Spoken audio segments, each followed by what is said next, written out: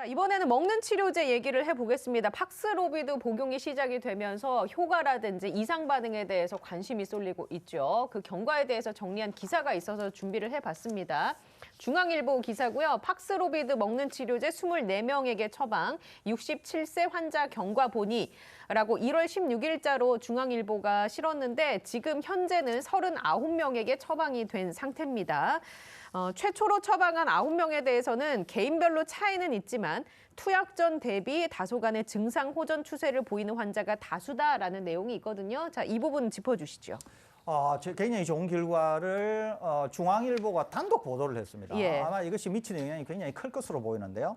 지금 우리 자막에 나가고 있는 것은 이틀 전 중앙일보 기사입니다. 이 이틀 전 중앙일보 기사는 24명에게 처방을 했고 제일 먼저 처방을 받으신 분은 74살인 대전에 사시는 분이세요. 그러는데 이제 이틀 전에 나간 첫 일보에서는 그냥 투약을 했다. 24명에게 투약을 했는데 이런 분이다. 크게 부작용은 없고 경과를 지켜봐야 된다. 이게 답니다. 네. 그러는데 오늘 아침에 제가 방송국을 오는 오늘 아침에 중앙일보가 2보 단독 보도를 냈습니다. 2보 단독 보도를 냈는데요. 이게 이 2보 단독 보도입니다. 이건데 여기에는 훨씬 자세한 그런 내용이 들어가 있습니다. 여기에 보면은 뭐가 있냐면은 아까 제일 첫 번째 투약을 하신 74살 되시는 이분에 대한 거를 했는데요. 이분은 74살인 고령이시기도 하지만 첫째 하나는 당뇨를 10년 동안 앓고 계셨고요. 당뇨는 굉장히 위험한 기저질환입니다. 당뇨는 앓고 계셨고 또 다른 그런 어떤 기저질환도 앓고 계세요, 이분이. 그래서 이분은 아스트라제네카 백신을 접종을 하신 접종 완료자세요. 예. 그렇기 때문에 이분 개인은 나 뭐 백신을 접종을 했는데 크게 걱정은 하고 있지는 않다. 그러는데 돌파 감염이 된다고 해서 내가 지금 상황이 좀 이렇고 당뇨가 있기 때문에 그런 걱정은 좀 있었다. 이런 말씀이에요. 그러는데 의료진이 상당히 신속하게 처방을 했습니다. 그러는데 이분이 이틀 복용하시고 나서 이분 말씀에 의하면 증상 자체가 완전히 다 없어져 버렸어요. 그래서 감염 이전으로 완전히 회복하게 됩니다. 네. 그러면서 이분이 뭐라고 말씀하셨느냐 하면은 백신을 접종했기 때문에 크게 걱정은 없었지만 그럼에도 불구하고 나는 기저질환을 갖고 있는 고위험군이라고 의료진이 얘기를 했기 때문에 혹시 괜찮다가도 갑자기 나빠지면 어쩌나라고 하는 일말의 걱정은 있었다 그래요. 네. 그러는데 이 팍스로비드를 복용한 이틀째에 완전히 감염 이전으로 돌아가서 이분도 상당히 놀랬던 것 같아요. 효과가 뛰어나서. 그러면서 아무런 부작용이 없다. 예. 그러니까 복용을 할 때도 하도 부작용 얘기들이 많아서 약간 걱정은 있었는데 실제로 복용해 보니까 아무 부작용이 없다. 그래서 이 약이 상당히 효과가 좋아서 상당히 많이 놀랬다. 이런 이제 전언을 하시면서 이 중앙일보가 단독 보도를 하고 있는데 이것은 이제 첫 사례고 아마 조만간 더 많은 사례가 나오면서 팍스로비드가 과연 어떤가 이런 것들이 국민 일반께 더 자세히 소개되지 않을까 그렇게 기대가 됩니다. 자, 그럼 관련 질문 2가지만 여쭤보겠습니다. 일단 이 기사 안에 김우주 교수가 이런 코멘트를 했습니다. 실제 이 약을 적용했을 때는 고령자에게 주로 쓰기 때문에 임상에서보다 효과가 좀 떨어질 수 있다라면서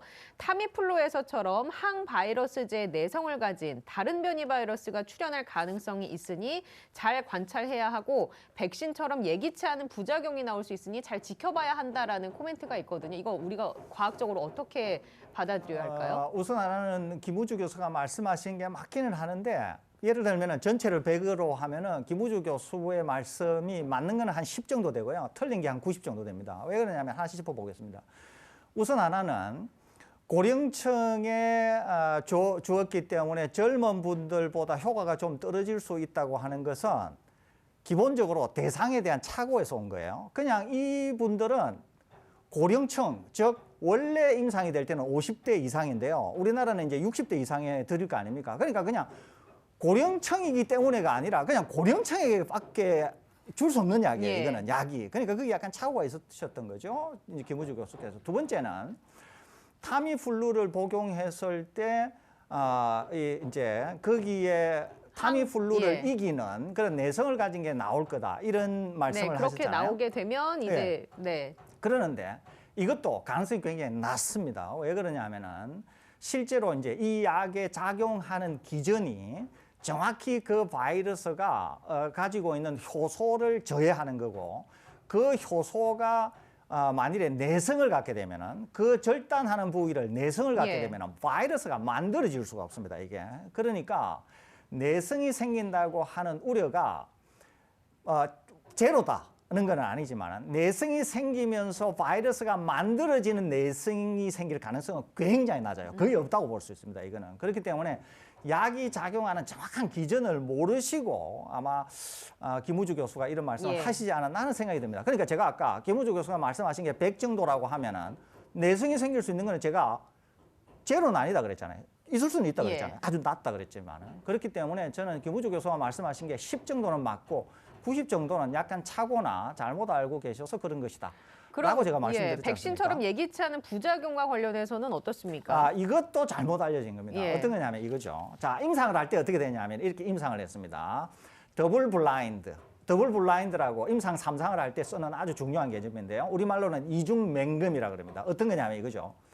주는 의료진도 진짜 약과 가짜 약을 모르고 받은 사람도 진짜 약과 가짜 약을 모르는 게 주는 사람 한 사람이 맹금, 받는 사람 두 번째 사람이 맹금. 그래서 이중 맹금이라 그래요. 그러는데 주는 사람도 진짜 약이 뭔지 모르고 가짜 약이 뭔지를 모르고 받은 사람도 진짜와 가짜를 모른다는 거죠.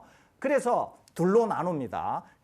이제 나중에 평가를 할 때만 딱 결과를 볼 수 있어요. 그래서 이제 나중에 다 임상 결과를 취합한 다음에 둘로 딱 나누면은 누가 가짜 약을 받고 누가 진짜 약을 받았나는 게 확인이 되는 거죠. 확인을 해보니까 진짜 약을 받은 사람한테서 경증의 부작용이 100명 중에 20명, 즉 20%에서 나타난 거예요. 뭐 설사를 한다든지, 예. 뭐 통증이 있다든지, 아니면 메스껍다든지 이런 것들이 진짜 약을 받으신 100명 중에서 20명, 20%한테 나타났다는 거예요. 그런데 결과를 딱 까서 보니까 가짜 약을 받은 분들한테도 똑같이 100명 중에 20명이 나타난 거예요. 네. 이런 거를 일러서 임상에는 뭐라 그러냐면은 기본적으로 약에 대한 부작용이 없다 그래요. 이거는 심리적인 효과라 그래요. 심리적인 효과. 그러니까 예. 실제로는 가짜 약을 받았는데 진짜 약을 받은 것과 같은 어떤 효과 때문에 나타나는 거예요. 이거는. 그래서 진짜 약을 받은 사람도 20%, 가짜 약을 받은 사람도 20%. 네. 이렇기 때문에 이거는 그 약에 대해서 부작용이 없다 이렇게 보는 겁니다. 그렇기 때문에 실제로 화이자에 먹는 치료제는